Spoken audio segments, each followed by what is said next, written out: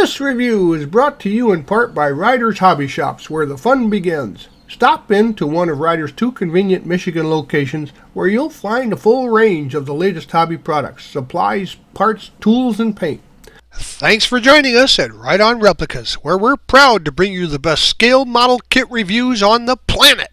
This review covers the Auto Transport Trailer by Revell. It's a 125 scale kit, number 85-1509 in the current catalog.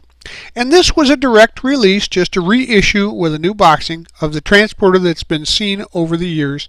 It's a skill level 3 kit for advanced builders, and it contains 160 pieces, molded in gray with vinyl tires and tubing and a scale-sized metal chain. The instructions are well laid out, and they have a cutting diagram for the tubing, and the decals are given for the hazard stripes and a generic shipping company times. The trailers were painted to match the cab, and in our case the trailer has a kind of a two-tone scheme for it. Their matching colors were painted the same as the trailers, but for us, since we're not adding that feature, the frame is one color and ramps, and the second color is painted on the chassis parts. Now, when you're done with this kit, it'll be about almost 23.5 inches long, 6 3/4 inches wide, and over 5 inches high. And the trailers are they were pretty common sight on American highways back from the 30s onward, up until recent days when many of the vehicles are now shipped on rail. But there's some still short hauls that have to be done, and they're seen in many areas, and if you keep an eye out for them, you'll see the intricate hydraulics and ramps that are used to make this possible. Here are the decals for this kit. As you can see, they're colorful and the register is good. We've got the side markers, and we've got a generic sticker for the side of the transporter there. We've also got some new car stickers that you'd find in the windows of a new car if you should add some vehicles at 1/25th scale to your model. Now remember, we'll be using Model Master liquid cement, sometimes super glue for fragile parts, and some white glue for window style parts. And also remember to use the manufacturer's safety and use guidelines when you use any of the products that you see or hear mentioned in the review. Gather these pieces to start construction with the main chassis, and note there's a sticker on the bottom of origin, so you can remove that with a little alcohol or even lighter fluid, or peel that off, and then clean off any flash from the parts and remove the sprue tabs from the pieces. Assemble each of the frame rails and add the cross members into place, and then add the center support. Now paint that as a unit the color that you chose for your frame, and the rear platforms are steel colored, and the lower middle ramp sections are steel as well. You should prime these parts with a good etching primer before you paint them.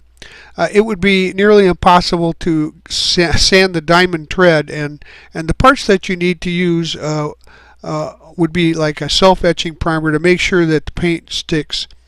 Now once the primer is dry, you can paint your frame and the ramps as you desire, and install the lower middle ramps and the rear platforms to the frame as shown here.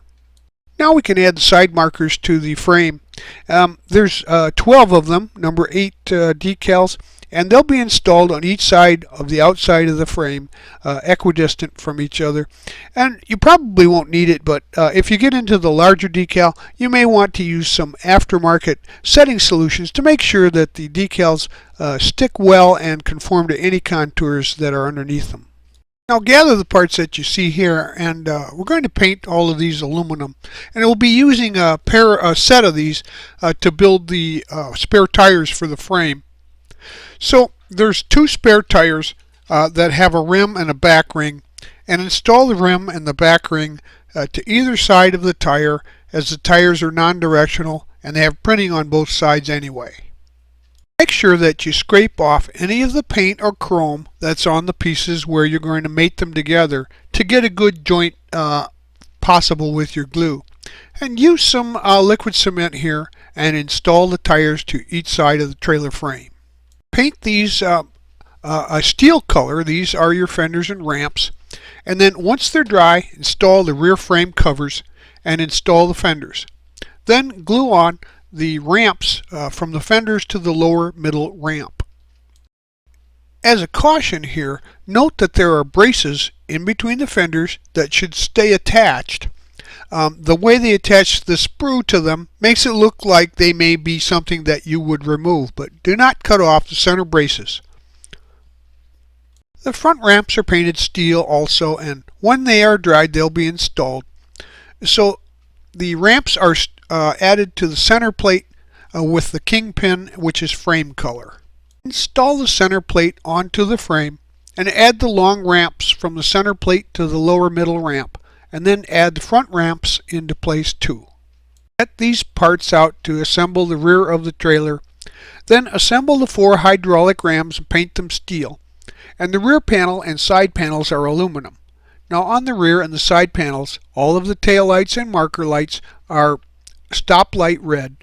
Now add decals 4, 6, and 7 in place on the rear panels, and decals 2 and 3 go on each of the square rams on the outer side. Now install a ram on each pin of the side panels, the rounded ones on the lower pin, and then mount the side panels in place on the rear panel. Get these parts ready to attach the rear ramps and the rear panel assembly to the frame. Assemble the rear brace and paint it frame color, and the ramps are steel colored. Now install the brace and then the rear panel onto it, and then add the ramps from the fenders to the brace. Paint the landing gear legs steel, and the gear housing is painted frame color.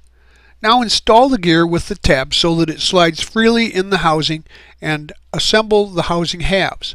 Now add the completed unit to the frame. Paint the 2 side structure units aluminum and let those dry. At the center of this picture you'll see there are 2 marker lights at the bottom of the structures there, and we're going to paint turn signal yellow, those marker lights at the very bottom there on the right corner, and then add decal number 8 to the bottom frame under the ladder on each side. Then install the sides in place onto the frame. Now we're going to gather up these parts, and the front structure can be assembled using the 2 sides and the front panel, and then add the sign panels to the sides and paint this unit aluminum. Now we can add decals number 1 to each sign and 3 of the decals number 8 to the bottom sides.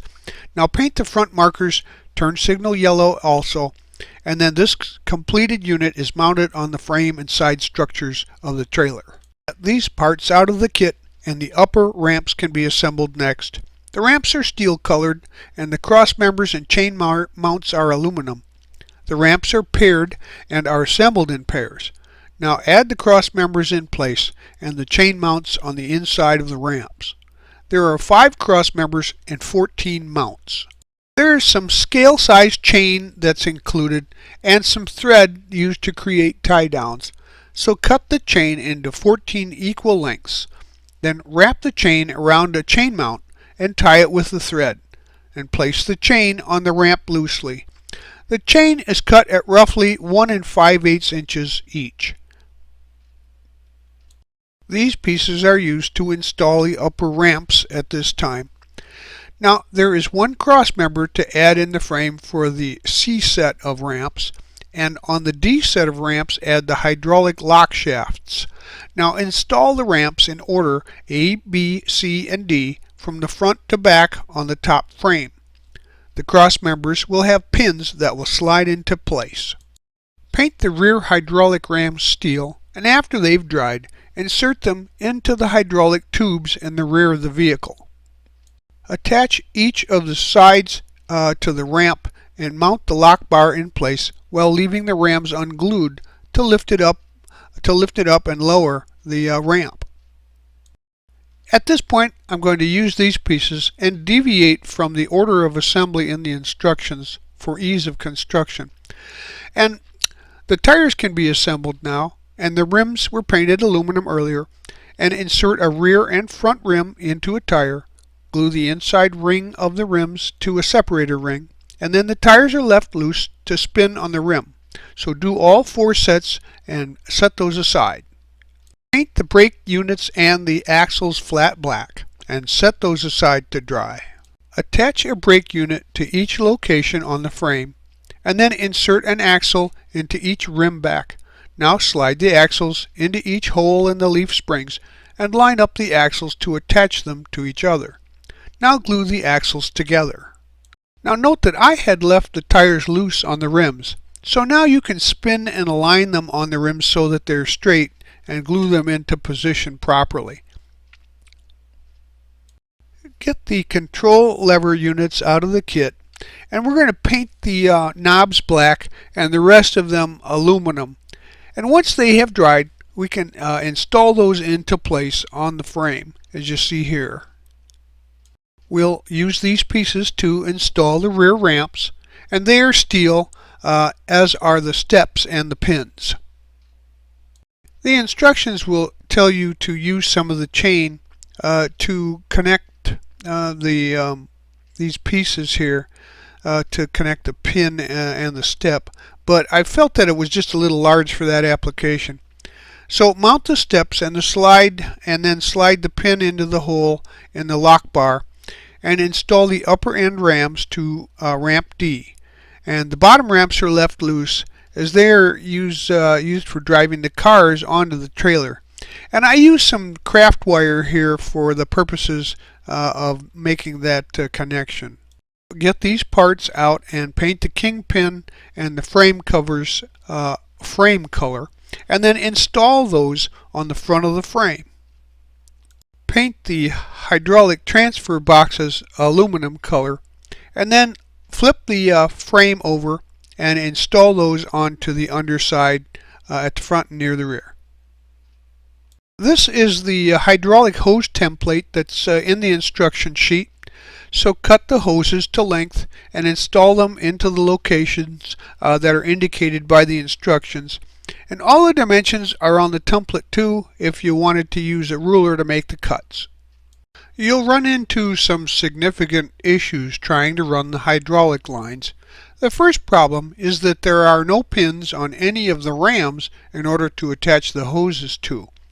To solve this, I used some fine craft wire that fit tightly into the hose, which is the tubing, of course, that's supplied. And then I drilled a small hole in each ram on the trailer. So then you can trim the pin off at the hose and super glue a small piece of wire to create an attachment point there. So problem 2 is that the junction box pins are too big for the hose also. So I cut them off flush, drilled out the locations, and used some craft wire pins for those as well. Now I can easily run the hose hydraulics without any issues. So beginning with hose A, I'll cut out each one and attach them in order. Do one hose at a time so as not to get confused or misplace them. And once completed, all the hoses will be installed into place and you won't have any issues.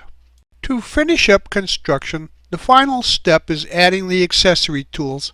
I painted the wrenches silver, the tire tool steel color, and the gloves yellow, and the hammer brown and black. Now set all of the tools in the tray on the trailer floor. There were only a few parts left over from construction, and those were some excess hydraulic valves and some decals for the new car windows and a couple of side markers. Well, there you have it.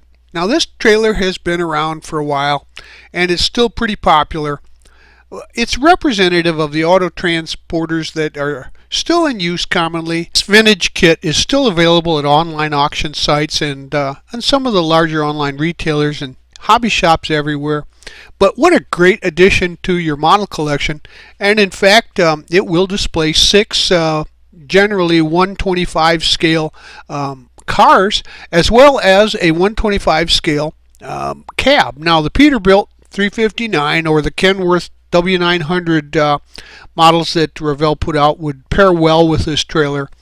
And At 2 feet in length, though, you'll have to be minded that this will take up quite a bit of shelf space. Now, assembly is straightforward and the parts fit is pretty nice. There weren't really any warped or misfit parts, but there is some flash here and there that will have to be trimmed off. Now, the biggest issue with assembly is excessive sprue joints that are pretty big, and they have to be trimmed and carefully repaired sometimes. Otherwise, the only issue is that you have to create your own pin mounting system to attach the hydraulic hoses. Now, quite frankly, that was a normal problem on many of the kits that came out back then, as most of the time it seemed that the pins were too fat for the tubing, or there weren't any pins provided for mounting. A simple fix can be had, and we've shown you how to do that here. It's pretty nicely detailed for a kid of this age, and it would make a great contest entry, or even as the basis for a diorama. But overall, it went together very well, and everybody needs one of these. And you see here some of the kits that were added onto it just as a display. They're not, of course, included in the kit, but they really look nice when you put it all together. Well, we hope you like this premium scale model kit review, and so that you don't miss any more, please subscribe to our YouTube channel. But you can find us on Facebook and at our website, rightonreplicas.com. Thanks!